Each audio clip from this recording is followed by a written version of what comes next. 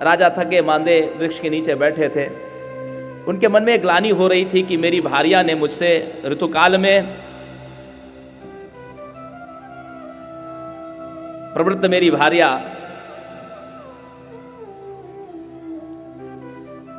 वो अत्यंत दुखी हो रही होगी क्योंकि उसकी इच्छा की पूर्ति नहीं हुई और सहसा वे स्वप्न में खो गए। कहते हैं तस्य रेतः प्रचस्कंदः स्मरतस्तां च कामिनीं वटपत्रे तु तद्राजः स्कंदमात्रं समाक्षिपत्। राजा का रेतस स्खलित हुआ। राजा ने उसको एक बरगद के पत्ते के द्रोण पर धारण किया।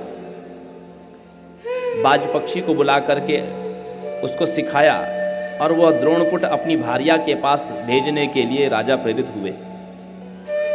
आकाश से उड़ते हुए इस पक्षी को अन्य पक्षियों ने देखा। आपस में लोगों की लड़ाई हुई और वह रेतस्फुरित द्रोणपुट यमुना में गिर पड़ा, जिसको एक मछली ने निगल लिया। अद्रिका नाम की एक अप्सरा है जो किसी ऋषि के श्राप से मत्स्य रूप से मत्स्य बन करके उस यमुना में विहार कर रही थी। उसी अद्रिका नाम की अप्सरा को ही वह वीर्य प्राप्त हो गया और उसके गर्भ भी रहा। मछुआरों के द्वारा पकड़ी हुई राजा उपरिचर के राज्य में वह मछली आई। उसका पेट चीरने से उसमें से एक बालक और एक कन्या प्रकट हुई। बालक को राजा उपरिचरों ने स्वीकार कर लिया, लेकिन एक मत्स्यराज दासराज थे जो यमुना में नौका चलाने का कार्य करते थे।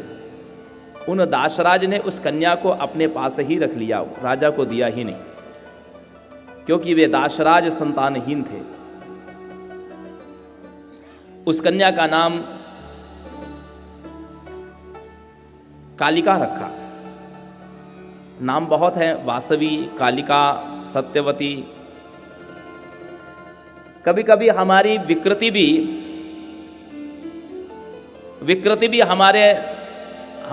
हमारे नाम की ख्याति करती है। जैसे कोई व्यक्ति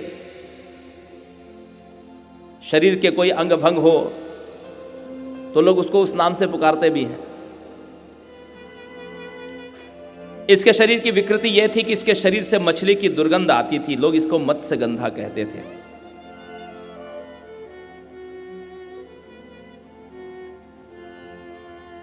एकदा तीर्थयात्रायां व्रजन् पाराशरो मुनिः आजगाम महत्तेज कालिंदे स्तटमुत्तमम्। वशिष्ठ जी के पौत्र पराशर जी तीर्थ यात्रा करते हुए यमुना के पुलिन पर आए और उन्होंने दासराज से आग्रह रखा कि वो उनको कालिंदी के पार, यमुना के पार उतारे। दासराज को कुछ आवश्यक काम था तो उन्होंने अपनी पुत्री को इसका भार दिया। पुत्री पराशर जी को लेकर के जा रही थी।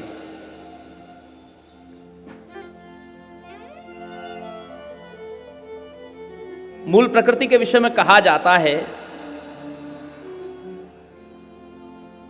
प्रकृति में कहते हैं प्रकृष्टवाचकः प्रश्च कृतिश्च सृष्टिवाचकः सृष्टो प्रकृष्टा या देवी प्रकृति ही सा परिकीर्तिता। जो सदैव सृजन करने के लिए तत्पर रहती है उन देवी को प्रकृति कहते हैं। ये जितने भी सृजन कार्य होते हैं ना, ये प्रकृति की इच्छा से होते हैं। भगवती की इच्छा के बिना सृजन नहीं होता। आज भी ये बात देखी जाती है। लोग इतना डॉक्टरों को दिखाते हैं, इतने इलाज करते हैं, इतनी मनौतियां मांगते हैं, इतने पूजा पाठ करते हैं, लेकिन संतति नहीं होती। दूसरी ओर ऐसे भी लोग होते हैं जो संतान नहीं चाहते हैं, लेकिन न चाहते हुए भी 4, 5, 6 बच्चे हो जाते हैं। इसका अर्थ यही है कि इसमें भी मैं इस्लाम मजहब के जो मान्यता है मैं उससे अर्ध सहमत हूं। पूर्ण सहमत नहीं हूं। उनके लोग जो कहते हैं कि ये संतान जो है ये ईश्वर की देन है, इस बात से मैं सहमत हूं। हाँ, लेकिन उनकी इस भावना से मैं सहमत नहीं हूं कि हमारी आबादी अधिक हो जाए और पूरे विश्व में हमारा एक छत्र राज हो जाए। इस भावना से मैं सहमत नहीं हूं, लेकिन इस बात से मैं सहमत हूं कि संतति ईश्वर की देन होती है। बिना उस प्रकृति की इच्छा के किसी को संतति हो नहीं सकती, और ये प्रमाण है जगत में।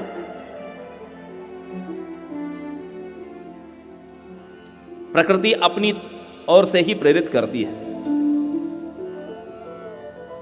ज्ञान नाम चेतांसी देवी भगवती सा बलादा कृष्ण मोहायो महामाया प्रयक्षति। हम उनको महामाया क्यों कहते हैं? जो बलात् ज्ञानियों के चित्त को भी मोह में डाल देने वाली है।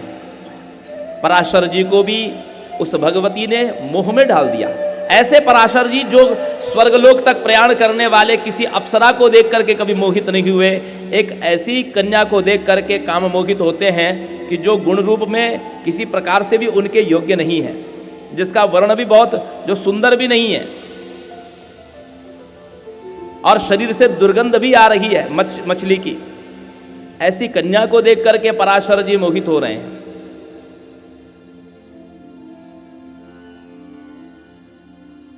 इसके पीछे कारण क्या हो सकता है? इसके पीछे कारण केवल एक है। प्रत्येक जीव के,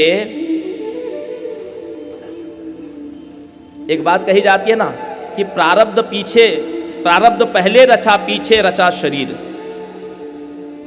हमारे उत्पन्न होने के पहले हमारा प्रारब्ध निर्धारित किया जाता है। आप इस डेट में पैदा होंगे। यदि आप काल की गणना करें तो भगवान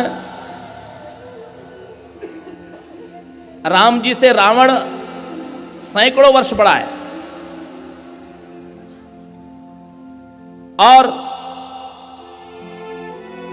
देवताओं ने कई सैकड़ों वर्ष पूर्व भगवान से प्रार्थना की कि प्रभु आप पृथ्वी का उद्धार करिए। लेकिन भगवान एक निर्धारित समय पर जोग लगन ग्रह बार तिथि सकल भय अनुकूल,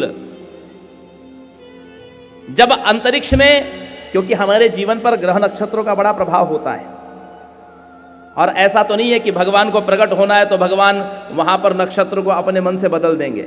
भगवान कभी प्रकृति के नियम को नहीं बदलते। ऐसा नहीं है कि आपकी आम खाने की इच्छा हो जाए और आप वृक्ष से कहो कि आम का फल दे दो मुझे, ऐसा नहीं होगा। यदि आम खाने की आज इच्छा हो रही है तो भी आपको वैशाख महीने तक प्रतीक्षा करनी पड़ेगी। आपकी इच्छा है लेकिन फिर भी आपको उसके ऋतुकाल तक प्रतीक्षा करनी पड़ेगी, क्योंकि हर जीव के उत्पत्ति का एक निर्धारित समय है। लेकिन यदि भगवान को मर्यादा पुरुषोत्तम राम को यदि 13 कला संपूर्ण होना है, यदि श्री कृष्ण को 16 कला संपूर्ण होना है, यदि श्री कृष्ण की आप जन्म कुंडली देखते हैं तो कर्क के बृहस्पति हैं, तुला के शनि हैं, मकर के मंगल है, मेष के सूर्य है, मीन के शुक्र है। ये जितने भी उच्च के ग्रह हैं, जितने भी ग्रह उच्च के हैं, ये हजारों लाखों साल में एक बार होते हैं, हजारों लाखों वर्षों में एक बार ही होंगे। और यदि भगवान को पुरुषोत्तम बनना है, प्रकट होना है, तो भगवान को उसी मुहूर्त में भगवान को गर्भ में प्रवेश करना पड़ेगा, और फिर प्रतीक्षा के बाद भगवान को रामनवमी या श्री कृष्ण जन्माष्टमी जैसे महापर्व पर ही प्रकट होना पड़ेगा। इसीलिए वो काल भगवान विष्णु के अवतार का काल, प्रकट होने का काल नजदीक आ रहा था। ये पराशर जी की इच्छा से नहीं हो रहा है, क्योंकि भगवान को उस समय गर्भ में आना है।